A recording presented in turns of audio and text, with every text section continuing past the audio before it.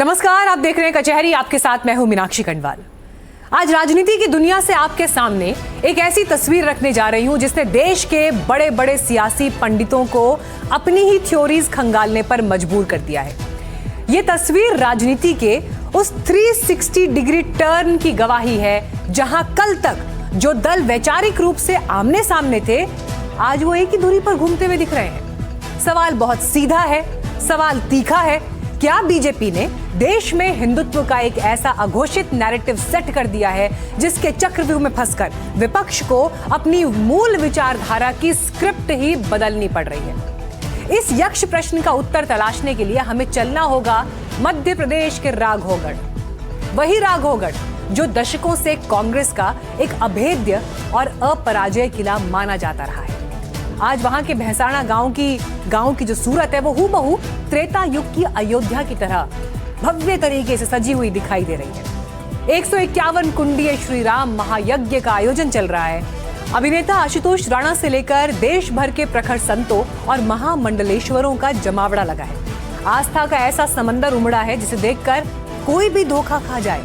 लेकिन इस दिव्य तस्वीर के पीछे की राजनीतिक बिग पिक्चर को समझने के लिए जरा इस मंच से गूंजता हुआ ये गगन भेदी उद्घोष पहले आप सुनिए।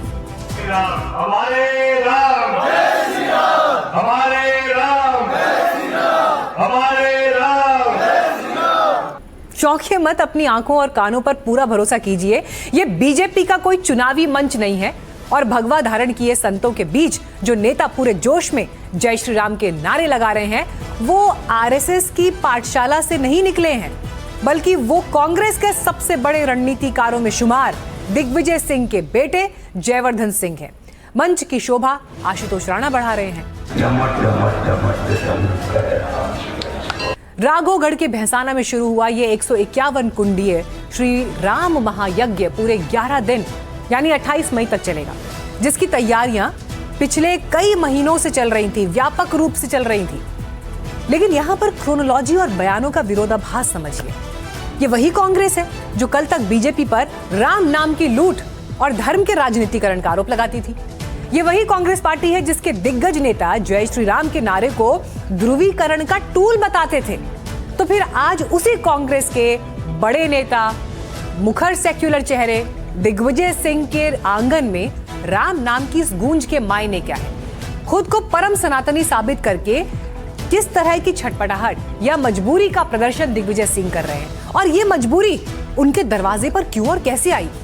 क्या ये राजनीति की चला-चली की बेला में खड़े एक पिता की अपने बेटे को सियासी रूप से पुनर्स्थापित करने की छटपटाहट है, या फिर यह उस महायज्ञ, उस वैचारिक अपयश और दाग को धोने का भगीरथ प्रयास है जो उन्होंने अतीत में ओसामा जी, भगवा आतंकवाद जैसे बयानों से अपने दामन पर खुद लगाए थे?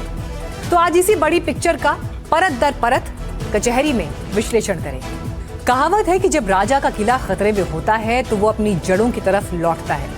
राघोगढ़ का इतिहास गवाह है, ये घराना खुद को भगवान राम यानी राघव का वंशज मानता है। लेकिन पिछले कुछ चुनावों से इस गढ़ की दीवारें दरक रही हैं। 2013 में जो जयवर्धन सिंह 58,000 वोटों से जीते थे, 2023 आते आते उनकी जीत का अंतर सिर्फ 4500 वोटों पर सिमट गया।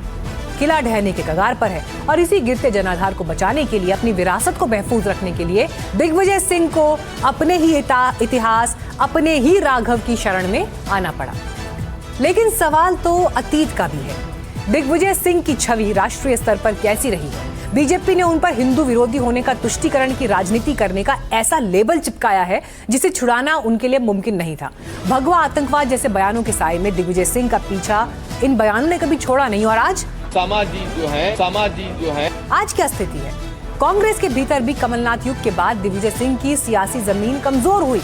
वो खुद लोकसभा चुनाव हार चुके हैं और ऐसे में ये महायज्ञ दिग्विजय सिंह का वो ब्रह्मास्त्र है जिससे वो न सिर्फ जनता के बीच अपनी एंटी हिंदू छवि को धोना चाहते हैं, बल्कि कांग्रेस आला कमान को भी ये दिखाना चाहते हैं कि राजा साहब आज भी हजारों संतों और लाखों की भीड़ को एक इशारे पर जुटाने का दमखम रखते हैं। तो क्या इसे हम कट्टर हिंदुत्व के सामने उदार हिंदुत्व की जंग कहें? बीजेपी का हिंदुत्व राष्ट्रवाद और भव्य निर्माण पर टिका है, लेकिन दिग्विजय सिंह यहाँ चाल बदलते हुए दिख रहे हैं। वो शंकराचार्यों को बुला रहे हैं, कुमार विश्वास, आशुतोष राणा जैसे सांस्कृतिक चेहरों को मंच दे रहे हैं। वो संदेश दे रहे हैं कि राम किसी एक पार्टी की बपौती नहीं, राम सबके हैं और हम आपसे बड़े सनातनी हैं। और ये मजबूरी सिर्फ दिग्विजय सिंह की भी नहीं है, ये पूरे इंडिया अलायंस की कहानी है। जब राहुल गांधी केदारनाथ जाते हैं, अरविंद केजरीवाल हनुमान चालीसा गाते हैं और दिग्विजय सिंह महायज्ञ करते हैं, तो यह साफ हो जाता है कि अब विपक्ष को समझ आ चुका है कि भारत में बहुसंख्यक आबादी को नाराज करके सत्ता की सीढ़ी नहीं चढ़ी जा सकती। ममता बनर्जी की पश्चिम बंगाल में हार इसका सबसे ताजा उदाहरण है। और यहां फिर बात आती है उस बिग पिक्चर की जिसका जिक्र मैंने शुरू में किया कि बीजेपी ने विपक्ष के सामने हिंदुत्व की राजनीति का एक ऐसा मॉडल रख दिया है जो ना निगलते बनता है ना उगलते, और उसकी काट के रूप में इंडिया अलायंस एक सॉफ्ट हिंदुत्व की जमीन पर हिचकते सिमकते पग पग चलने की मानो कोशिश कर रहा है। यूपी, असम, बंगाल, 3 राज्य, 3 सीएम, 3 बयान। तीनों राज्यों के मुख्यमंत्रियों ने पिछले दिनों खुलकर वो पहल की जिसे हार्ड लाइन हिंदुत्व से जोड़कर देखा जा रहा है। बंगाल के नतीजों के दिन शुभेंदु अधिकारी ने साफ कहा, नंदीग्राम का मुसलमान वोट टीएमसी को मिला है, मैं नंदीग्राम के हिंदुओं के लिए काम करूंगा। हेमंता बिस्वा शर्मा ने बंगाल चुनाव के दौरान कहा, ये पश्चिम बंगाल है, यहाँ रविंद्रनाथ ठाकुर की जमीन है, ये बाबर की जमीन नहीं, यहाँ बाबरी मस्जिद नहीं बनने देंगे। और योगी आदित्यनाथ ने अभी बीते दिन कहा, नमाज पढ़नी है तो शिफ्ट में पढ़िए, लेकिन सड़क पर नहीं पढ़ने देंगे। प्यार से मानेंगे तो ठीक, नहीं तो फिर दूसरा तरीका अपनाएंगे। लोग मुझसे पूछते हैं, साहब आपके यहाँ यूपी में क्या सड़कों पे सचमुच नमाज नहीं होती? मैं कहता हूं कतई नहीं होती है, आप जाके देख लो, नहीं होती है। अरे सड़कें चलने के लिए है या कोई भी व्यक्ति आकर के चौराहे पे आके तमाशा बना देगा? क्या अधिकार है उसको सड़क रोकने का? तो क्या ये मान लिया जाए कि बीजेपी के इसी मॉडल ने विपक्ष को अपनी स्क्रिप्ट बदलने पर मजबूर कर दिया है? मिसाल के तौर पर अखिलेश यादव का ये पोस्ट देखिए, वो एक तस्वीर पोस्ट कर रहे हैं जिसमें घायल वकील को रामायण भेंट की जा रही है। अखिलेश यादव ने कल भी एक तस्वीर पोस्ट की थी जिसमें पुलिस इसी वकील पर लाठीचार्ज कर रही है, जबकि उनके हाथ में रामचरितमानस है। अभी देखना भाजपाई क्या कहेंगे कि भाजपा के डर से हनुमान जी की जयंती पर पत्रकारों का भंडारे में गए हैं। जो ये कहे उसका नाम पता हमें बताना, उसको गाड़ी हम भेजेंगे और सैफ ही अपने हनुमान जी का दर्शन कराएंगे। आज राहुल गांधी भी रायबरेली पहुंचे तो वहां के मशहूर चुरुआ हनुमान मंदिर गए। तो क्या ये मान लिया जाए कि बीजेपी के इस हार्ड लाइन हिंदुत्व मॉडल ने समूचे विपक्ष को आत्मसमर्पण की मुद्रा में लाकर अपनी स्क्रिप्ट बदलने पर मजबूर कर दिया? तो आज का कड़वा राजनीतिक सच यही है कि बीजेपी के आक्रामक और बहुसंख्यकवादी नैरेटिव का सामना विपक्ष अपने पुराने घिसे पिटे सेक्युलरिज्म के मुहावरे से नहीं कर पा रहा। सनातन संस्कृति की इस महालहर के सामने कथित गंगा जमुनी तहजीब का नैरेटिव हाशिए पर जाता दिख रहा है। दिग्विजय सिंह का ये भव्य महायज्ञ हो, अखिलेश राहुल का सॉफ्ट हिंदुत्व हो, विपक्ष दरअसल अपनी खोई हुई प्रासंगिकता को बचाने के लिए राजनीति के नए व्याकरण की तलाश में है। सवाल ये है कि क्या कट्टर हिंदुत्व के एकाधिकार को उदार हिंदुत्व से चुनौती दी जा सकती है? क्या बहुसंख्यक समाज उस दल पर भरोसा करेगा जो दिल से नहीं बल्कि चुनावी मजबूरी और हार के खौफ से राम की शरण में आया हो? इतिहास गवाह है कि जब आप किसी दूसरे की पिच पर दूसरे के तय किए हुए नियमों से मैच खेलने उतरते हैं तो जीत की संभावना कमजोर हो जाती है। अगर विपक्ष को बीजेपी के इस अजय राजनीतिक अश्वमेध को रोकना है तो उसे सिर्फ मंदिरों के चक्कर में काटने या यज्ञ कुंड सजाने से ऊर्जा नहीं मिलेगी। उसे नए विचार, नए मौलिक हथियार और एक ऐसे वैकल्पिक वैचारिक ऊर्जा को खोजना होगा जो कम से कम वोट बैंक की मोहताज तो ना हो। देखना दिलचस्प होगा कि राघोगढ़ के इस यज्ञ कुंड की आहुतियों से दिग्विजय सिंह अपने बेटे का राजनीतिक साम्राज्य बचा पाते हैं या नहीं, और क्या विपक्ष का ये सॉफ्ट हिंदुत्व उसकी डूबती नैया को पार लगाएगा, या फिर इस बिसात पर वो अपनी बची खुची राजनीतिक जमीन भी गंवाने जा रहे हैं। हमारे राम, हमारे राम, हमारे राम।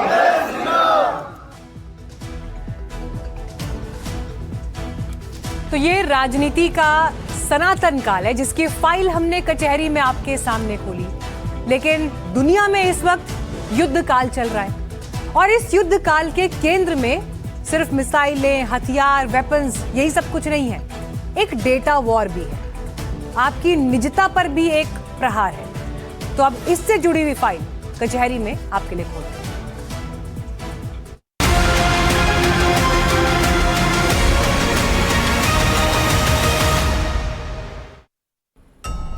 दुनिया के डायनामिक्स ऐसे हैं कि इस वक्त युद्ध और कॉन्फ्लिक्ट हर तरफ छाए हुए हैं। बहुत कुछ दांव पर लगा हुआ है, कहीं परमाणु प्रोग्राम, कहीं तेल, तो कहीं पर सुपर पावर होने की धमक। लेकिन क्या आपने कभी सोचा है कि इस ब्रह्मांड में वो कौन सी चीज है जिसे दुनिया की सबसे अमीर कंपनीज अरबों डॉलर खर्च करके भी शायद ना खरीद पाए? वो सोना नहीं है, जमीन भी नहीं है, तेल भी नहीं है, वो है आपका ध्यान, आपका अटेंशन। हम जिस युग में जी रहे हैं उसे अटेंशन इकोनॉमी कहा जाता है, जहां पर आपकी आंखें ही इन टेक कंपनीज की तिजोरी की चाबी हैं।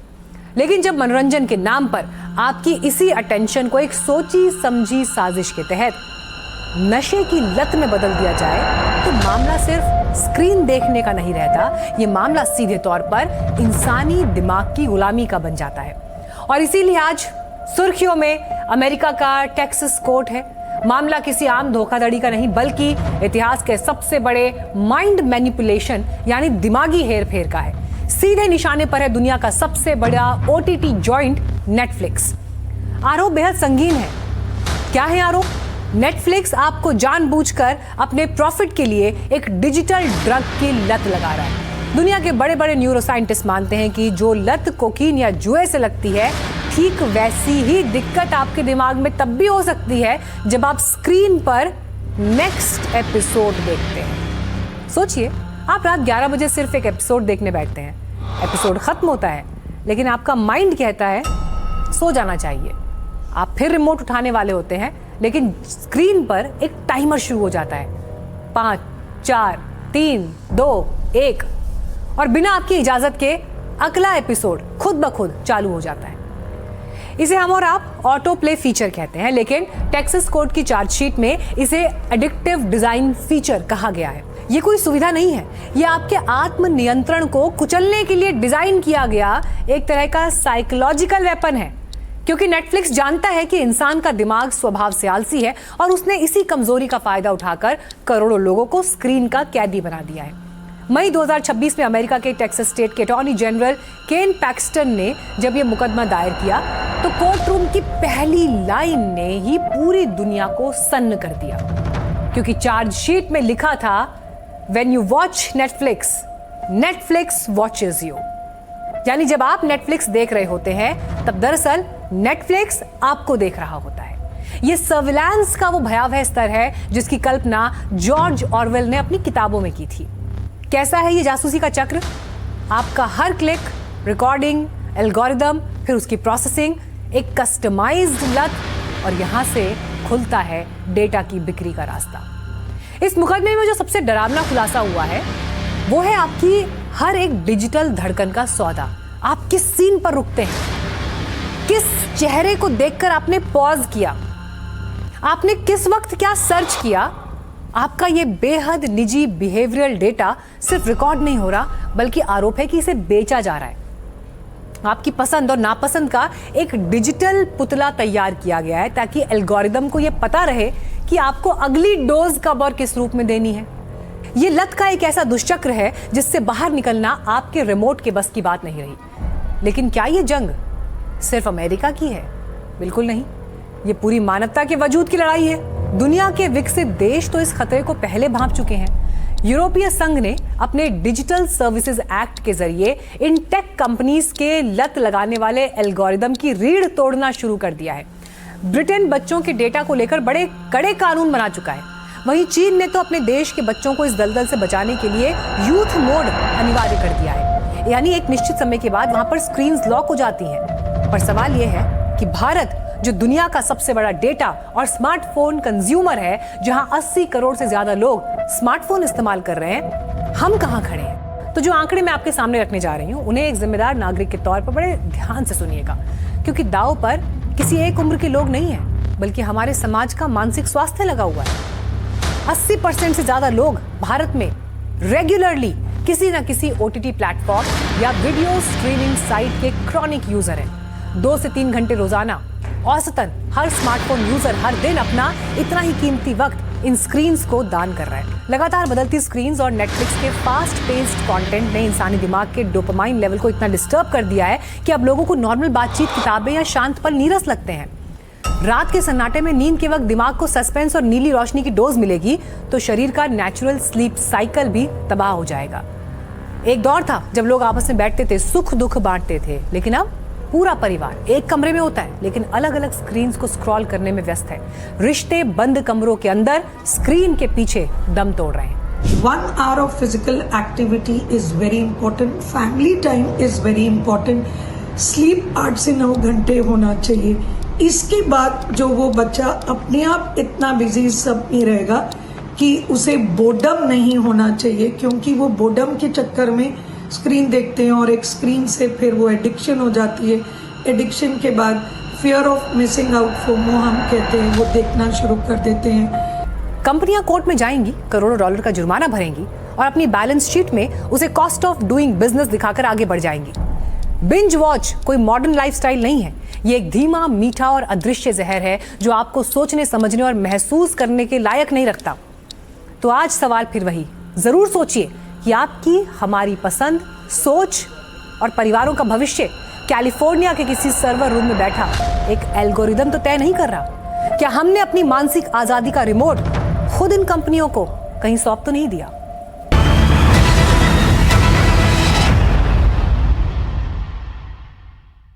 चलिए फिर हम तो यही कहेंगे, OTT देखिए, लेकिन देख समझ कर देखिए।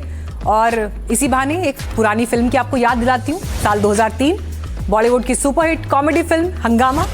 उस फिल्म का एक बेहद मशहूर सीन है, 2 किरदार आमने सामने खड़े हैं, अक्षय खन्ना और आफताब शिवदसानी। दोनों के बीच जबरदस्त नोकझोंक चल रही है, कॉलर पकड़े जा रहे हैं, आंखें तक तरेरी जा रही हैं। एक कहता है अरे पहले तू हाथ लगा, दूसरा चिल्लाता है तू हाथ लगा के तो देख। मतलब माहौल ऐसा है कि बस अब खून खराबा हुआ कि तब हुआ। आसपास की भीड़ सहमी हुई है, लेकिन अंजाम क्या है इस सीन के बाद? दरअसल दोनों सिर्फ एक दूसरे को खोखली धमकियां देते हैं, उंगली चमकाते हैं और फिर चुपके से पीछे हट जाते हैं। बात जहां की तहां, ढाक के तीर पार। आज जब मैं वॉशिंगटन से आ रही खबरों को देखती हूँ, ट्रंप के बयान सुनती हूँ और फिर उस पर तेहरान की अकड़ को देखती हूँ, तो मुझे हंगामा फिल्म का यही सीन याद आ जाता है। दुनिया की सबसे बड़ी महाशक्ति राष्ट्रपति डोनाल्ड ट्रंप और ईरान के बीच इस वक्त एग्जैक्टली यही खेल चल रहा है। Other countries have come to me and they've said we were getting ready to do a very major attack tomorrow. I've put it off for a little while, hopefully maybe forever, but possibly for a little while. दरअसल इस बार फिर वही हुआ। खबर आई Trump ने Iran पर हमले का पूरा मन बना लिया, सेना को अलर्ट कर दिया गया, लेकिन ऐन वक्त पर ट्रंप पीछे हट जाते हैं। और दलील क्या दी जाती है कि खाड़ी देशों के कहने पर, हमारे दोस्तों के कहने पर हमने यह हमला टाल दिया। अच्छी बात है, युद्ध नहीं होना चाहिए, दुनिया यही चाहती है। लेकिन फिर सवाल ये कि क्या ट्रंप इस बार वाकई सीरियस हैं या फिर ये उनके किसी बड़े गेम प्लान का हिस्सा है? कचहरी में हम ये सवाल इसलिए उठा रहे हैं क्योंकि युद्ध का ऑर्डर देते देते पॉज बटन दबाने को ये यू टर्न जो ट्रंप ले रहे हैं, ये पहला मौका नहीं है। अगर आप पिछले कुछ महीनों का इतिहास उठाकर देखें तो एक तरह का पैटर्न आपको दिखाई देगा। 60 दिन पहले भी यही हुआ था। ट्रंप गरजे, ईरान बरसा, लेकिन आखिरी वक्त पर कहा गया कि पाकिस्तान ने भी बचाव किया और इसलिए हम रुक गए। 40 दिन पहले फिर यही कहानी दोहराई गई, ट्रंप ने डील का हवाला देकर कदम पीछे खींच लिए। अभी 20 दिन पहले भी यही ड्रामा हुआ और आज एक बार फिर ट्रंप ने वही पुरानी स्क्रिप्ट आकर पढ़ दी। I was asked by Saudi Arabia, Qatar, UAE and some others if we could put it off for 2 or 3 days, a short period of time, because they think that they are getting very close to making a deal. सवाल ये है कि जो Trump अपनी सख्त छवि के लिए जाने जाते हैं, जो ट्रंप उत्तर कोरिया को तबाह करने की धमकी दे चुके हैं, वो ईरान के मामले में अटक लटक भटक ये क्यों हो रहा है? क्लियर विजन क्यों नहीं दिखता? वो बार बार अपने ही बयानों से पलट क्यों जाते हैं? फिर सवाल यह है कि क्या ट्रंप वाकई युद्ध नहीं चाहते या फिर पर्दे के पीछे कहानी कुछ और है? जब तक व्हाइट हाउस कुछ क्लैरिफिकेशन देता, तब तक ईरान की कई पोस्ट वायरल होने लगी। ईरानी राष्ट्रपति मसूद पेजेश्कियान ने 4500 साल पुराने पेड़ की फोटो शेयर की और कह दिया कि ये पेड़ उस जमीन पर काबिज है जो पहले ईरान के नाम से जाना जाता था। तो क्या पेड़ के बहाने ट्रंप को सभ्यता का पाठ पढ़ाया गया? ईरानी एम्बेसी का एक और ट्वीट वायरल हुआ जिसमें यह कहा गया कि ट्रंप की धमकी उनके बालों से भी पुरानी हो चुकी है। कुछ हैंडल्स ये ट्वीट करते हैं कि कतर और बहरीन ने ट्रंप को फेस सेविंग का एक मौका दे दिया, तो कुछ ऐसे हैं जो चार्ली चैपलिन के वीडियोस के जरिए अमेरिका को खास संदेश देते हैं और कहते हैं फारस की खाड़ी मत छेड़ना। इसी तरह साउथ अफ्रीका में ईरानी एम्बेसी ने ट्रंप की तुलना सद्दाम हुसैन से कर दी और वो धमकी याद दिलाई जिसमें कहा गया कि तेहरान को 3 दिन में हरा देंगे। लेकिन युद्ध 1 दशक लंबा चला और अब ट्रंप भी इस दलदल में फंसते हुए नजर आए। हम ये कह सकते हैं कि हम अपने अधिकारों के साथ समझौता नहीं करेंगे। इन अधिकारों में परमाणु संवर्धन कार्यक्रम शामिल है, जिसे एनपीटी समझौते से मान्यता हासिल है। तो क्या यही वो एनेक्डोट्स हैं जो इस वक्त डोनाल्ड ट्रंप को सोने नहीं दे रहे? सबसे बड़ा डर तो इतिहास का सबक है। ट्रंप एक बिजनेसमैन है, मुनाफे और घाटे का गणित बहुत अच्छे से समझते हैं। उन्हें याद है साल 2003 का इराक युद्ध। अमेरिका इराक में घुसा तो था ये सोचकर कि कुछ ही हफ्तों में सद्दाम हुसैन का खात्मा करके बाहर निकल आएगा, लेकिन अमेरिका सालों साल वहां फंसा रह गया। खरबों डॉलर पानी की तरह बह गए और हासिल क्या हुआ? सिर्फ अमेरिकी ताबूत। ट्रंप जानते हैं कि अगर आज उन्होंने सीज फायर के बाद ईरान पर एक भी मिसाइल दागी तो युद्ध सिर्फ ईरान तक सीमित नहीं रहेगा, ये पश्चिम एशिया के उस सुलगते हुए सिस्टम को ट्रिगर कर देगा जो पूरे ग्लोबल मार्केट को स्वाहा करने का दम रखता है। The situation is critical. We need to ensure that energy crisis, transportation risks should not undermine our competitiveness and should not undermine our economic stability. अब यहाँ एक और इंटरेस्टिंग बात है। ट्रंप हर बार हमला टालते जरूर हैं, लेकिन हमला टालने का श्रेय भी खुद लेते हैं। यानी पहले दुनिया को डराओ, फिर खुद ही शांति दूत बन जाओ। ये बिल्कुल वैसा है जैसे कोई माचिस जलाकर कमरे में फेंके और फिर आखिरी सेकंड में पानी डालकर कहे कि देखिए जी, मैंने आग जलने से बचा लिया। लेकिन सवाल ये है कि क्या ट्रंप सच में हमला नहीं करना चाहते या फिर उन्हें सिर्फ किसी सही वक्त का इंतजार है? क्योंकि अमेरिका की रणनीति अक्सर सीधी नहीं होती। कई बार वो दुश्मन को आर्थिक रूप से तोड़ता है, प्रतिबंध लगाता है, अंदरूनी अस्थिरता बढ़ाता है और बगैर फुल फ्लेज वॉर के सामने वाले देश को कमजोर करता है। और ईरान के साथ भी काफी हद तक यही खेल वो सालों साल से खेलता आ रहा है। लेकिन समस्या ये है कि ईरान टूटा नहीं, उल्टा उसने अपनी मिसाइल ताकत बढ़ाई, ड्रोन टेक्नोलॉजी बढ़ाई और अब वो रूस और चीन जैसे देशों के करीब आ चुका है। इसके अलावा ईरान के पास प्रॉक्सी वॉरियर्स की एक पूरी फौज है। लेबनान में हिजबुल्ला, यमन में हूती।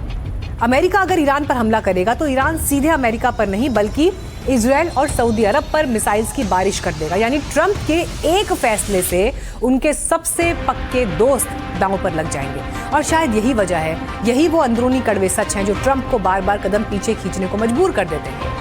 खाड़ी देशों का बहाना एक फेस सेवर जैसा है, दुनिया को दिखाने के लिए एक पर्दा, ताकि महाशक्ति की नाक भी बची रहे और युद्ध के मैदान में भी उतरना ना पड़े।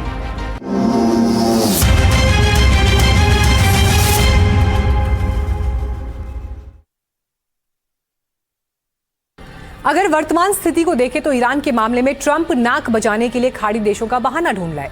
लेकिन क्या महाशक्ति की ये कूटनीतिक चालें सिर्फ ईरान तक सीमित हैं या फिर पर्दे के पीछे एक ऐसी बिसात बिछाई जा रही है जहां ईरान से भी भयंकर, ईरान से भी बड़ा एक और महायुद्ध का फ्रंट खुलने जा रहा है? आज आपको वॉशिंगटन से लेकर बीजिंग और ताइपे तक फैले उस टकराव की कहानी सुनाऊंगी जो पूरे नए युद्ध की जमीन पर बात करती है। कहानी की शुरुआत होती है एक हाई प्रोफाइल विदाई और एक भव्य स्वागत की तैयारी से। डोनाल्ड ट्रंप अभी अभी बीजिंग का अपना बेहद चर्चित दौरा खत्म कर वॉशिंगटन लौटे हैं। ट्रंप के जहाज ने बीजिंग से उड़ान भरी ही थी कि उधर चीनी हुक्मरानों ने अपनी राजधानी को एक नए रंग में रंगना शुरू कर दिया। बीजिंग की सड़कों पर, चौराहों पर लाल झंडों के साथ अब रूसी झंडे लहराने लगे हैं। दुनिया के सबसे ताकतवर कम्युनिस्ट देश में रूस के राष्ट्रपति व्लादिमीर पुतिन के स्वागत की तैयारियां युद्ध स्तर पर चल रही हैं। सदाबहार दोस्ती के बड़े बड़े होर्डिंग्स गवाही दे रहे हैं कि वॉशिंगटन को आंखें दिखाने के लिए बीजिंग और मॉस्को का ये नया एक्सिस तैयार है। नियमित पारस्परिक दौरे और रूस चीन के बीच उच्च स्तरीय बातचीत हमारे दोनों देशों के बीच संबंधों की पूरी श्रृंखला को बढ़ावा देने और उनकी वास्तव में असीमित क्षमता को उजागर करने के लिए हमारे संयुक्त प्रयासों का एक महत्वपूर्ण और विभिन्न अंग है। लेकिन जरा रुकिए, कूटनीति में जो जैसा दिखता है हमेशा वैसा होता नहीं, और जो होता है उसे आसानी से पटल पर दिखाया जाता नहीं। ट्रंप का बीजिंग दौरा खत्म होते ही चीन और ताइवान के बीच बहने वाले समंदर यानी ताइवान स्ट्रेट में अचानक तनाव दिखने लगा, और हर बार की तरह इस बार भी ताइवान की डिफेंस मिनिस्ट्री ने अपने सोशल मीडिया अकाउंट्स को ताबड़तोड़ अपडेट किया। ताइवान ने पूरी दुनिया के सामने चीन की दादागिरी के वो पुख्ता सबूत सामने रखे, डिजिटल प्रिंट्स, रडार इमेजेस जो चीख चीख कर कह रहे हैं कि चीन किसी भी वक्त ताइवान को निगलने के लिए तैयार बैठा है। चीन के फाइटर प्लेन्स की उड़ान, घुसपैठ के इल्जाम दुनिया को दिखाए जा रहे हैं। कहा जा रहा है कि चीन के लड़ाकू विमान और युद्धपोत ताइवान की सीमाओं को लांघने के कगार पर हैं। ताइवान एक संप्रभु और स्वतंत्र देश है। ये एक तथ्य और वर्तमान स्थिति है। यह तथ्य और स्थिति ना तो बदलेगी और ना ही बदली जा सकती। चीन ताइवान स्ट्रेट, हिंद प्रशांत क्षेत्र और साउथ चीन सागर के आसपास सैन्य अभ्यास जारी रखे हुए। हालांकि इस बार चीन बनाम ताइवान वाली कहानी में एक बड़ा ट्विस्ट है। जहां एक तरफ ताइवान डरा हुआ है तो दूसरी तरफ चीन के सरकारी टेलीविजन सीसीटीवी पर राष्ट्रपति ट्रंप का एक बयान बार बार दिखाया जा रहा है। एक ऐसा बयान जिसमें अमेरिका के राष्ट्रपति ताइवान के मुद्दे पर ताइपे के साथ नहीं बल्कि बीजिंग के माइंडसेट का समर्थन करते हुए नजर आ रहे हैं। ट्रंप के इस रुख ने पूरी दुनिया के जियोपॉलिटिकल एक्सपर्ट्स को नई दिशा में सोचने पर मजबूर कर दिया है। मेरा मानना है कि एक जोखिम प्रबंधन राजनीति ताकि अमेरिका को इस मुद्दे की गंभीरता का एहसास कराया जा सके और ये सुनिश्चित किया जा सके कि ताइवान के मुद्दे को संभालते समय अमेरिका अधिक सावधानी बरते। बीजिंग में सिर्फ ट्रंप के बयान दिखाई नहीं जा रहे, बल्कि सरकारी मेज पर एक एक पॉइंट नोट है। ताइवान के मुद्दे पर चीनी विदेश मंत्रालय का वर्जन कैमरे के सामने रिलीज होता है। शब्दों में कोई हिचकिचाहट नहीं, लहजे में गजब की तलखी, और कहा गया हमने ट्रंप के बयानों को नोट कर लिया है। और इसके ठीक बाद उन्होंने बेहद सख्त लहजे में दुनिया को वो पुरानी हकीकत याद दिलाई जिसे चीन अपना परम सत्य मानता है। दुनिया में चीन एक ही है। ताइवान कभी देश नहीं था, न अतीत में और न ही भविष्य में। एक चीन सिद्धांत को कायम रखने के लिए ताइवान अलगाववाद का विरोध करना आवश्यक। बाहरी ताकतों के समर्थन से या बलपूर्वक स्वतंत्रता प्राप्त करने की कोई भी प्रयास भ्रामक है। अब सवाल ये उठता है कि क्या अमेरिका वाकई चीन के सामने घुटने टेक रहा है? क्या ट्रंप ताइवान का सौदा कर चुके हैं? जवाब है शायद नहीं, क्योंकि ये महाशक्तियों का वो माइंड गेम है जिसे समझना आम इंसान के बस की बात है। एक तरफ ट्रंप बीजिंग के सुर में सुर मिलाते दिखते हैं और कहते हैं 15,000 किलोमीटर दूर जाकर युद्ध नहीं लड़ना, लेकिन इसी के बाद अमेरिकी सेना अचानक अपनी सबसे खतरनाक परमाणु मिसाइल मिनटमैन 3 के परीक्षण का ऐलान कर देती है। वो मिसाइल जिसकी रेंज 14,000 किलोमीटर बताई जा रही है और टेस्ट की तारीख 20 मई तय हो जाती है। सवाल है कि आखिर अमेरिका को इस वक्त परमाणु मिसाइल की नुमाइश करने की जरूरत क्यों पड़ गई? अब इसका कनेक्शन जुड़ता है मॉस्को से। कुछ ही दिन पहले रूस ने सीना ठोककर ऐलान किया कि उसकी सबसे विनाशकारी न्यूक्लियर मिसाइल, जिसे दुनिया सेटन 2 के नाम से जानती है, इस साल के आखिर तक ये कॉम्बैट ड्यूटी यानी युद्ध के लिए पूरी तरह तैनात कर दी जाएगी। तो क्या रूस की सेटन 2 और चीन की विस्तारवादी नीति को काउंटर करने के लिए अमेरिका ने मिनटमैन 3 का पासा फेंक दिया है? हाल के वर्षों में, विशेष रूप से 2022 में रूस द्वारा यूक्रेन पर आक्रमण के बाद चीन और रूस के संबंध और भी मजबूत हुए। पश्चिमी देशों द्वारा लगाए गए प्रतिबंधों के कारण मॉस्को व्यापार और राजनीतिक समर्थन के लिए चीन पर निर्भर रहने को मजबूर है। वॉशिंगटन में इस यात्रा पर कड़ी नजर रखी जाएगी। अमेरिका मानता है कि चीन ने ताइवान पर अपनी पॉलिसी बदली नहीं, बल्कि उसने अपनी टाइमलाइन को तेज कर दिया है। अब पुतिन और शी जिनपिंग की मुलाकात इस बात का ब्लूप्रिंट तैयार कर सकती है कि अगर अमेरिका यूक्रेन या मिडिल ईस्ट में उलझा रहा तो चीन ताइवान पर चढ़ाई करने में और वक्त नहीं गंवाएगा। और जहां तक ट्रंप का सवाल है, वो एक मंझे हुए खिलाड़ी है। वो चीन को ये एहसास दिलाना चाहते हैं कि अमेरिका सीधे युद्ध में नहीं जाएगा, ताकि चीन जैसे ही ताइवान पर कदम बढ़ाए अमेरिका उस पर आर्थिक और सामरिक प्रतिबंधों का ऐसा चक्रव्यूह कस दे जिससे बीजिंग की इकोनॉमी एक बार फिर अमेरिका से कमतर नजर आने लगे। यानी सिर्फ मैदान बदला है, मोहरे बदले हैं, लेकिन महाशक्तियों का वो हंगामा आज भी जारी है। अब देखना यह है कौन इतिहास के पन्नों में अपनी नाक कटवाकर या 2 कदम पीछे हटकर 4 कदम लंबी छलांग लगाने की तैयारी करता है।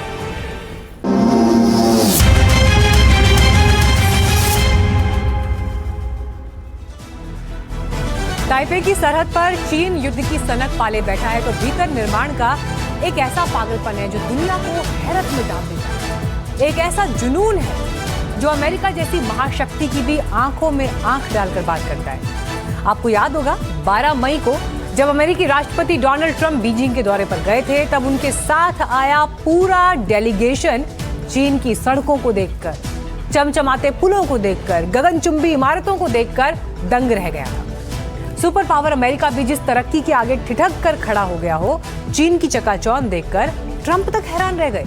अब सवाल है आखिर चीन ने कंक्रीट और स्टील की वो सुनामी कैसे पैदा की? दुनिया के सबसे अमीर इंसान एलन मस्क भी ट्वीट करते हैं जिस चीनी इंजीनियरिंग को वो अविश्वसनीय बता रहे हैं अब कचहरी में चीन की इंफ्रास्ट्रक्चर पावर की परतों को खोलते हैं।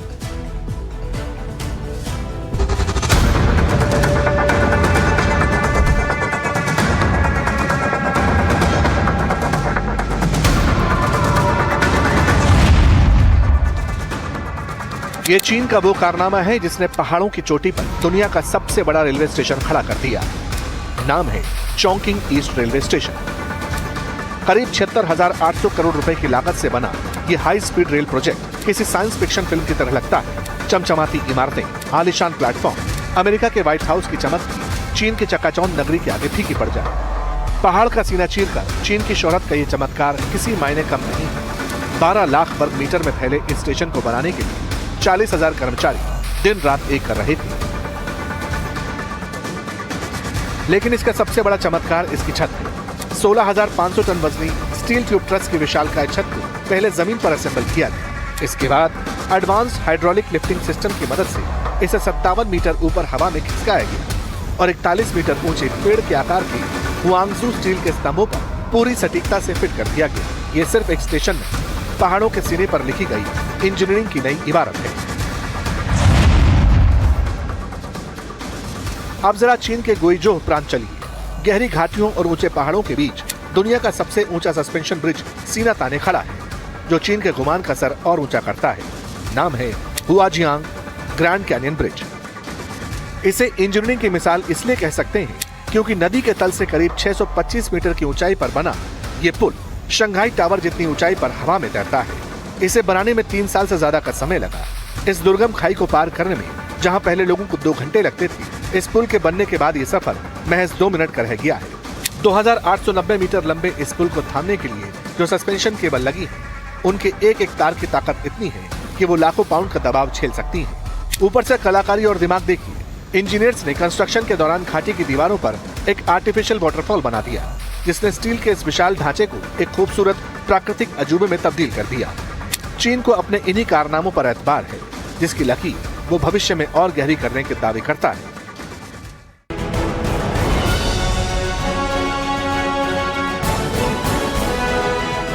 अमेरिका जैसे मुल्क का माथा बीजिंग की शोहरत चमक दमक देखकर ऐसे ही नहीं चकराता। चीन जहां पुलों का उस्ताद है, वहीं रफ्तार का बादशाह बनकर दुनिया को चिढ़ा रहा है। वैसे तो जापान की बुलेट ट्रेन दुनिया में सुर्खियां बटोरती है, लेकिन यहाँ जमीन पर चीन के अंतरिक्ष यान की झलक देखते हैं, जिसे देखने के बाद आप भी कहेंगे कि चीन ऐसे ही अपने इंफ्रास्ट्रक्चर पर गुमान नहीं करता। चीन पटरियों पर भी उड़ना जानता है। चीन की 600 किलोमीटर प्रति घंटे की रफ्तार वाली मैग्लेव ट्रेन ने दुनिया की सोच को ही बदल दिया। ये ट्रेन पटरियों को छूती नहीं, बल्कि ताकतवर चुंबकीय शक्ति यानी मैग्नेटिक लेविटेशन के सहारे हवा में तैरती हुई चलती है। घर्षण यानी फ्रिक्शन शून्य होने की वजह से इसकी रफ्तार टेक ऑफ और लैंडिंग के वक्त कई हवाई जहाजों से भी तेज होती है। और जब आप इसके अंदर कदम रखेंगे तो आपको लगेगा ही नहीं कि आप किसी ट्रेन में हैं। इसका इंटीरियर किसी पारंपरिक डिब्बे जैसा नहीं, बल्कि किसी हाईटेक अंतरिक्ष यान जैसा दिखता है।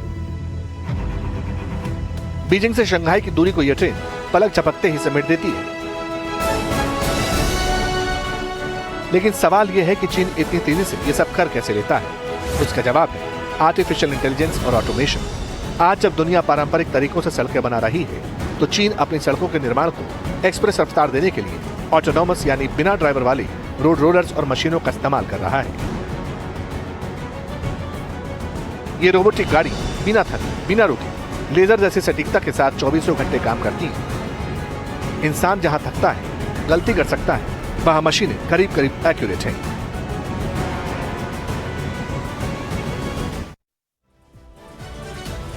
तो पहाड़ों के बीच से गुजरती ट्रेन हो, लटकते हुए शहर हो, छतों पर बने बगीचे, चीन ने साबित किया है कि अगर आपके पास टेक्नोलॉजी है, संसाधन है और इच्छा शक्ति है तो भूगोल को भी बदला जा सकता है। लेकिन दुनिया के लिए ये सिर्फ एक इंफ्रास्ट्रक्चर की मिसाल नहीं बल्कि एक चेतावनी भी है कि आर्थिक और सैन्य ताकत के साथ साथ चीन अब इंजीनियरिंग का भी दादा, बॉस दुनिया में बनता जा रहा है। अमेरिकी राष्ट्रपति डोनाल्ड ट्रंप की चीन यात्रा के फौरन बाद रूस के राष्ट्रपति व्लादिमीर पुतिन आज चीन के 2 दिवसीय आधिकारिक दौरे पर पहुंचे हैं। बीजिंग पहुंचने पर जोरदार स्वागत किया गया पुतिन का। पुतिन और शी जिनपिंग द्विपक्षीय संबंधों पर चर्चा करेंगे, साथ ही दोनों देशों के बीच व्यापक साझेदारी और रणनीतिक सहयोग को और गहरा करने के तरीकों पर बात करेंगे। इसके अलावा अहम अंतर्राष्ट्रीय और क्षेत्रीय मुद्दों पर भी बात होगी। इससे पहले ट्रंप ने 13 से 15 मई तक चीन का आधिकारिक दौरा किया था, जिस पर पूरी दुनिया की नजरें थी। और आज हमने आपको कार्यक्रम में भी दिखाया कि कैसे इस मुलाकात के बाद जो अमेरिकी डेलीगेशन लौटा और लौटने के बाद जो दुनिया में इस वक्त युद्ध के हालात अमेरिका और ईरान के बीच बने हुए हैं, ये विजिट कितनी इंपॉर्टेंट थी। लेकिन अब पुतिन का बीजिंग पहुंचना यकीनन यहाँ से अब नई मैसेजिंग पूरी दुनिया के लिए निकलनी है। लेकिन भव्य स्वागत की तस्वीरें भी आप देख रहे हैं जहाँ पर रेड कार्पेट सजा है और आज